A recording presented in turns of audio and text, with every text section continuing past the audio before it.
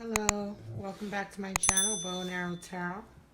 Today we're going to be doing the weekly reading for the sign of Taurus for this week, July 21st to the 28th. Regulars, subscribers, return watchers, thank you so much for supporting my channel and coming back to see my videos. I love your support.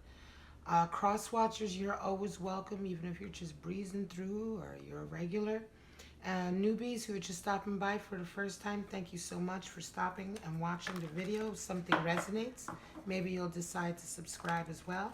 But for right now, you're most welcome. And so the drill is each week we get out the two angel oracle cards to represent two energies that you're dealing with in whatever main relationship that is going to be on your plate this week. We look at the main dynamic for your week, right? It could be a relationship at work or with a friend. It could be a relationship that you have with someone who's just come into your life to help you with a certain scenario. It could be a love relationship, the beginning of a love relationship. Whatever the case may be, this is what we're looking at, all right? So let's get right into it, Taurus. We're going to get your two cards out. First card out is wedding. Beautiful. Somebody going to get married? There's a wedding involved, right? And it is safe for you to love. Interesting. Some of you may just be going to weddings. This is the wedding season right now, right? And so some of you may be going to a wedding. Oftentimes people meet new mates at weddings, right? One of the #1 places to meet someone is at a wedding, right? So, but we won't really know what it means, Taurus, until we get into your reading. I'm going to pull out your 7 cards. And the music you hear in the background is Waywell. He's a British artist from Manchester. And he makes some really beautiful ambient music. So go check him out. All of the information is in the description. Going on with our beautiful Taurus this week. July 21st to the 28th. Show me. Oops.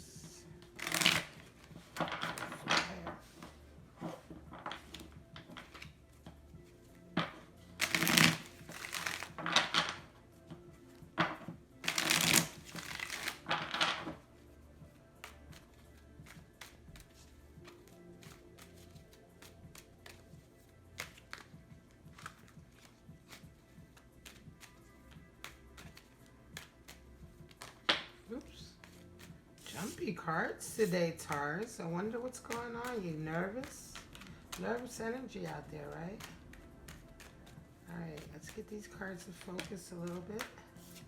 And then we'll pull your 7 cards out. Alright, there we go. I will take a card if it flies out face up. You know, depending, but oftentimes I like to wait until the cards have calmed down a bit. Wow, beautiful. First card out is the Fool. This just came up for Aries in terms of their relationship card. But this is what you have for this week. Certainly the start of something new, right? So we have 8 of Swords, my victim card, 3 of Swords. Oh, and Temperance. Interesting. 9 of Pentacles for your person. Your person has Knight of Pentacles for you. And 4 of Pentacles for the relationship. Wow. All right. So at the bottom of the deck, we have Queen of Cups. So somebody wants to show their love. Somebody wants to, oh look, we have King of Wands right underneath. Somebody wants to share their cup of love. Somebody is wanting to show that nurturing love, right? Share with someone that they can connect with, that can share back with them. It's beautiful, beautiful energy. All right, very beautiful energy. But hesitant. Let's get into it, right? I'm not sure if this Queen of Cups is getting the love back that she's seeking. So we have the Fool, of course, at the center showing up. So this means there's obviously the beginning of something very different coming in, something new. You need to be very aware right now, very conscientious of the changes that you're going through, right?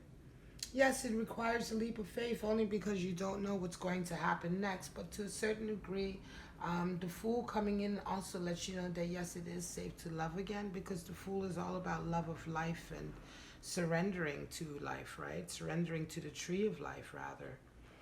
Even more specifically, I want to say, right? So we have Eight of Swords coming out for your card for yourself.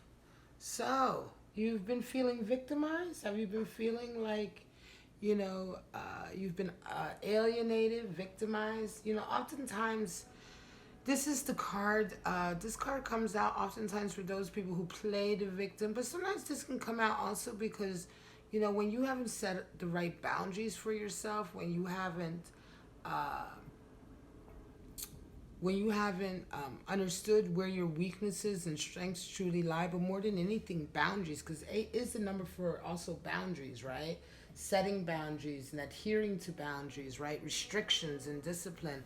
And so this card oftentimes, it can indicate when you're feeling as though like you don't have any other choice, you're not given any options, you're forced to act a certain way, right? You feel like you're being forced into a certain mode of behavior, right? But oftentimes no one can really force us into anything. And so the understanding of this card, sometimes people intentionally play the victim, but sometimes you find yourself in a victim kind of state without even realizing it, right? Oftentimes, very strong people can find themselves being victims in certain scenarios and not even realizing it. Sometimes you go to a counselor, a therapist, you talk to them, and you realize through therapy that you've been a victim of some kind of abuse, etc. But up until now, you never really consider yourself one because you think you may be a very strong person, you may be a very confident person, right? But it's interesting that you see yourself as this, right? So I feel like you certainly see yourself as being bound, and perhaps you understand that you've been bound by your own kind of way of acting. But I think you feel in this scenario that, yeah, you may take some responsibility. You may be willing to take some responsibility for your being in this situation. But I think for the most part, you really truly feel like this is a result of the way others have treated you. The way that you feel very much like you've been forced and sort of into a sort of certain mode because of the pain that you've gone through, because of others, because of maybe the disloyalty or depression or lying. This is a swords card, so it could be like because I see this 3 of swords here too, so it's very much like being a victim of a lot of pain that was the result of lying, backstabbing, miscommunication, negative communication, right? People who didn't have good intentions. It's quite interesting. And so your partner, though, they see them, your other person in this relationship sees themselves as being very, they're good. They feel like they're good. They're in a garden. They have abundance, right? They've got coins around them. They've got money. Nines talks about having worked very hard and having achieved a lot. It's the understanding that it was through your blood, sweat, and tears that you achieved this. But oftentimes with nines, just like with the major arcana, 9 being a hermit, and all the nines of the suits, we see inherent kind of like desire or an understanding, or maybe even more an awakening that yes, you've achieved everything you wanted to financially and materially. But yet she's alone in the garden. Oftentimes money can alienate us from our friends, from loved ones, right? And so, you have all of this abundance and growth and even fertility. You have the grapes, which indicates fertility. But how can you end up experiencing the ultimate of that, which is creation, by yourself? You have to have a person, someone to share with, right? Someone to create kind of something new with, right? And so this is what's inherent. The person sees themselves as doing very well, being very comfortable, but they do have a feeling of being alienated, maybe being a bit lonely, being separated from those around them. It's quite interesting. Your person feels separated from those around them by their money and their wealth and status, whereas you feel separated almost by your sense of, you feel more separated in the sense that you just don't fit in. You feel like you don't fit in. You feel like you've been ostracized. You are feeling more separated by virtue of others' behavior, right? By the actions of others, by the restrictions that others have put on you, right? As you see it. That's how you see it, right? And oftentimes this card, when it's coming into a reading, it can indicate someone who's playing the victim. But if you see yourself, like I said, as this is very much, they see themselves separated by money. You see yourself separated by the actions of others as a victim almost, being victimized. I want to say, well, let's get into it, but I almost wonder if this wedding has something to do with it. But we'll get into it. Three of Swords is here. So this is your card for the other person. So, yeah, this person hurt you. This person hurt you a lot. And I wonder if this person isn't about to get married, and you're going through it this week, right? So I think, this is what I felt earlier immediately when I put the cards down. But I wanted to wait to get into the reading before I felt like I could, go forward with that intuitive read. But I feel like this week is a week where you're having to deal with the fact that someone who hurt you very much in the past is moving forward. And you may have heard that they're getting married, right? That they're, that perhaps you were going to get married with them, right? Perhaps it was supposed to be your marriage, but this marriage is now happening outside. And I think that you're feeling very, very vulnerable this week about it. I think you're feeling very heartbroken. You're holding on very much to this Three of Swords pain. It could even be that this person was somebody you were involved with, and there was the third party that got involved, a cheating scenario, and they may have moved on with that third party, and now you're finding out that they're getting married this week. And it's like one of these horrible feelings, like, wow, not only did you guys screw me over, not only did you break my heart and lie to me, but now you guys are actually going to move forward and get married, and I think that you're dealing with this week. Knight of Pentacles is how your person sees you, and so that's quite interesting. They see you. I want to say they see you as somebody who is not as an opportunity, right? As someone, normally this Knight of Pentacles will come in, right, as an opportunity in support of the work, but I almost feel like this person sees you as an opportunist. This person I don't think that they have any remorse. I think they see you as someone who, this may be a false impression of you, Taurus, but they see you as someone who's always after money, who's always going to be on that horse following the next opportunity. It could be that this issue with money is what may have caused the problems in the past, right? They see you as always kind of like going to chase the coin and never really being happy with the relationship, even though now you're heartbroken that the relationship is over. Now, I'm not saying that this is accurate. I'm just saying that this is how this person sees it, right? It's quite interesting because you see them as having broken your heart, and they see you as this person who, I almost wonder if they knew that your heart could be broken, because it seems as though to them, the only thing you ever cared about is money, and just, methodically plotting after one opportunity for abundance after the next. And although these two may be very disjointed views of each other, it's quite interesting how this is playing out in the message. And so you see the relationship as temperance, and so this is a time for you to exercise temperance. I don't think your heartbroken.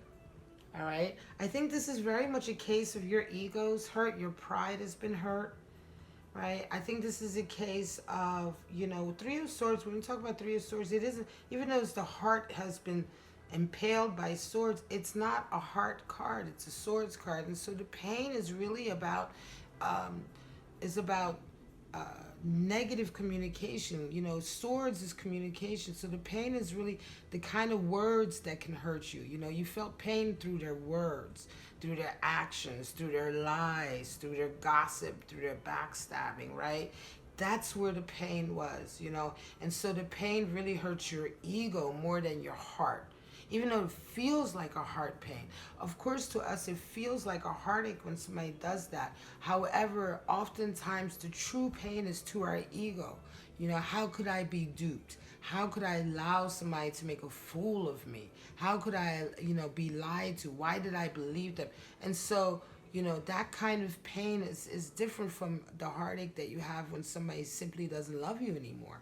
You know, we have, sometimes somebody breaks up with you because they say, look, sweetheart, I just don't love you anymore. They didn't cheat on you. They didn't do you wrong or dirty or anything. They simply did not love you the way they used to anymore, and it was time for them to move on. That's heartbreaking. If you're still in love with that person, that's something that can really break your heart. But I think in this scenario, it was just very much the way they spoke and the way they acted that really hurt your pride. And so no wonder you feel victimized with the Eight of Swords, you know, on that level. You feel very much victimized. And so this relation, and say all of this to mean that this is why you have Temperance as your card for the relationship, because really you would think that, you know, this person, that you would be trying to heal from a heartbreak. But no, this week is teaching you the essence of temperance. Understanding your true feelings, the nature of your true feelings, and tempering them. Understanding the difference between having your heart hurt and your ego hurt, your identity hurt, right?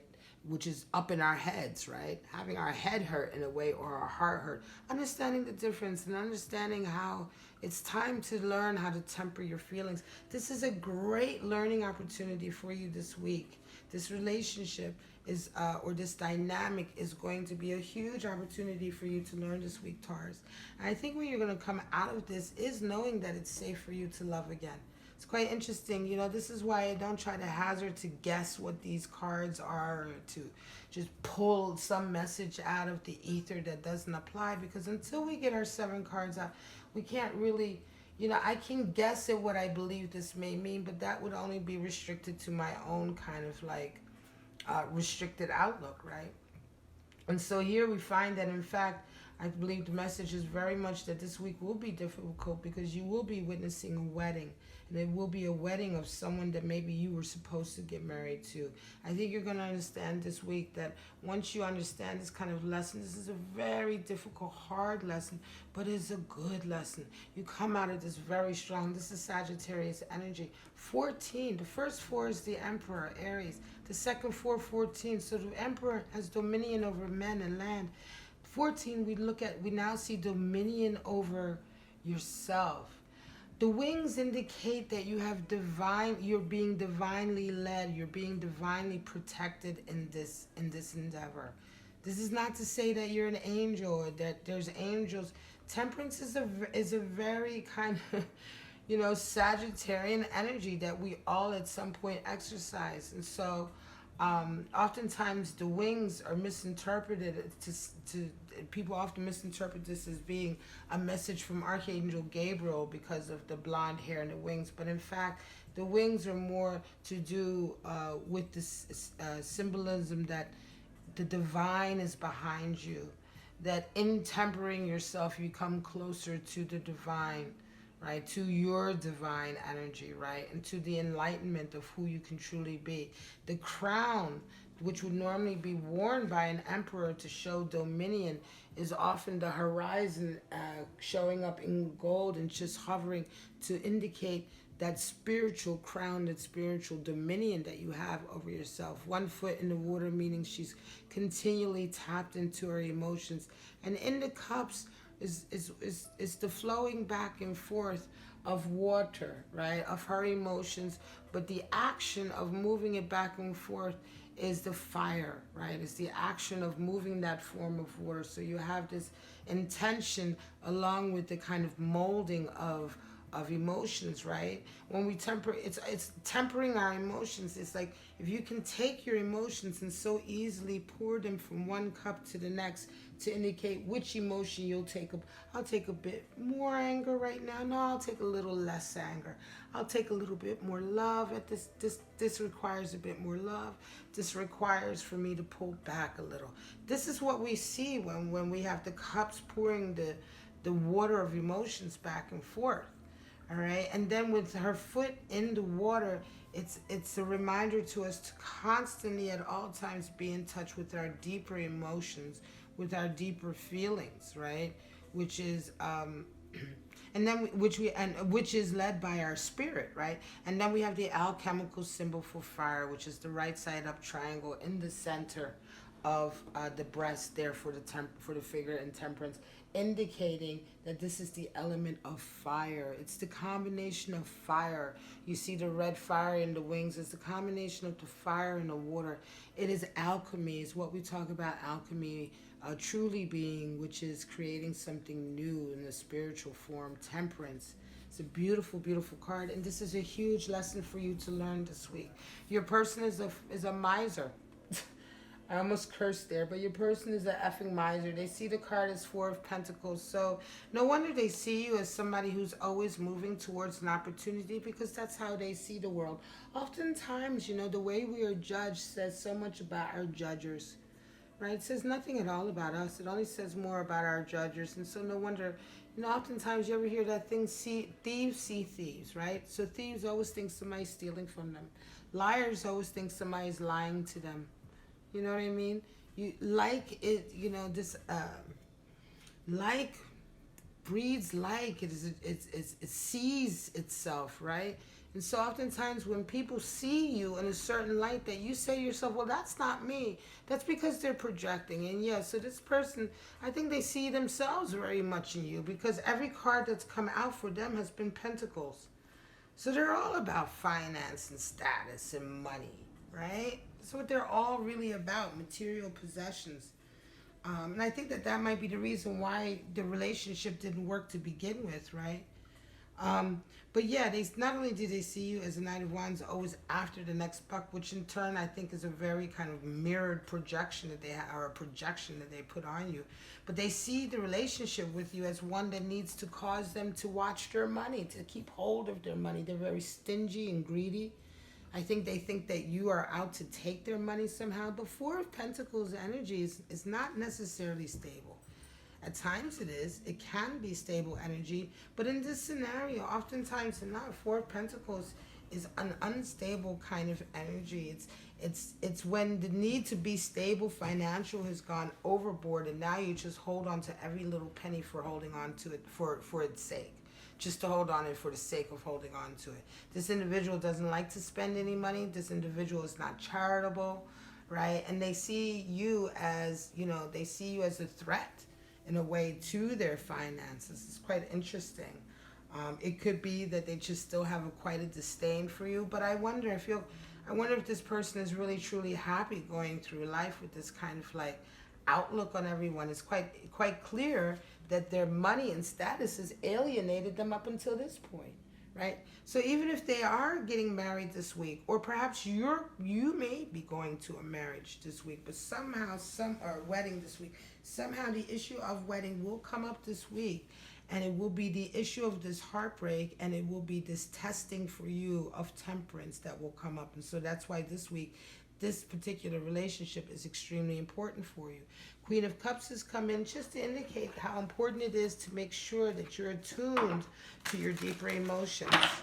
Queen of Cups and Temperance are very complementary cards.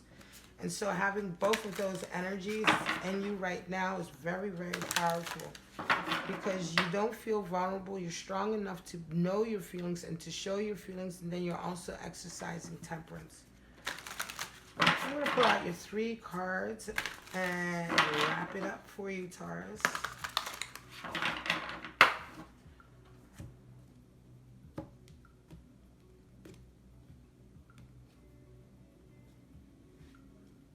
All right. We've got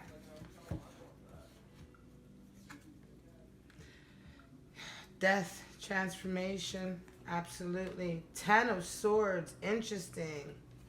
And King of Wands. Wow. It is safe to love. So it could be very much that I almost want to say it's like one of these scenarios. Like, imagine, you know, you go to this person was a real asshole. They hurt you. Now they're getting married, right? They're probably getting married to some person that you would never want to be with in a million years, because this person is already very, very materially minded, right, and focused. But yet the heartache was painful. Yet it's difficult to see. It could be that you guys are still part of the same social circle, right? And so that's why the temperance needs to be there. It could be that, you know, you attend the wedding. You got an invitation to the wedding, but it still stings, right? However, it is safe to love, and you are at the beginning of a new journey. And it's quite interesting. I almost wouldn't be surprised, because here comes King of Wands in. I wouldn't be surprised the King of Wands is someone that you meet at this wedding. So it'd be quite interesting. It's almost as if you walk into it with all of this kind of like, shit. Yeah, I hate being here. Yeah, all right, enjoy your marriage. I hope, you know what I mean? It's kind of like really like, you know, pessimistic, fucked off attitude, which is fine. You know, I laugh because it's fine. We're human, right? I mean, as long as you're not ruining the wedding, right? But it'd be interesting if this King of Wands, this new love, this new person who teaches you it's safe to love, who's actually at the heart of this Fool energy, suddenly walks in and you're like, oh shit. This is the person I've really been waiting for, right? Did I need to go through all of this to get to this asshole's wedding to meet my king? You know what I mean? But it could very much be one of those scenarios, because it's interesting that the Queen of Cups is here. So you're very ready to hand your cup of love to somebody. It can also very much indicate oftentimes that somebody's coming in your life who's ready to take that cup of love. You have 10 of Swords, which is finality and transition. So, 10 of Swords and transition is the Death card from the Beautiful Creatures deck. Look how beautiful that Death card is. Isn't that gorgeous? I just love this card. And so, yeah, this relationship changes. Let me get it in focus all the way. Can we get focus here? All right, there we go.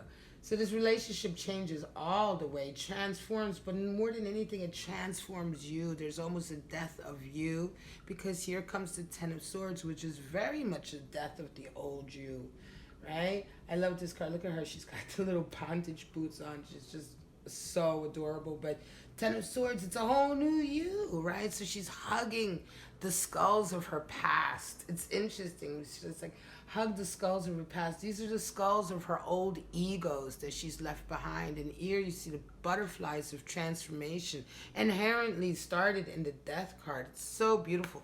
Big changes this week for you. Big changes.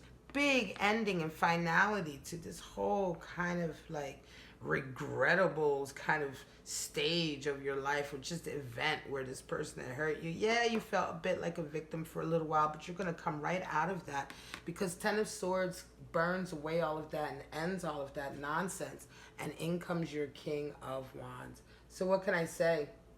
You know, Taurus, you have a beautiful, beautiful week up ahead. All right?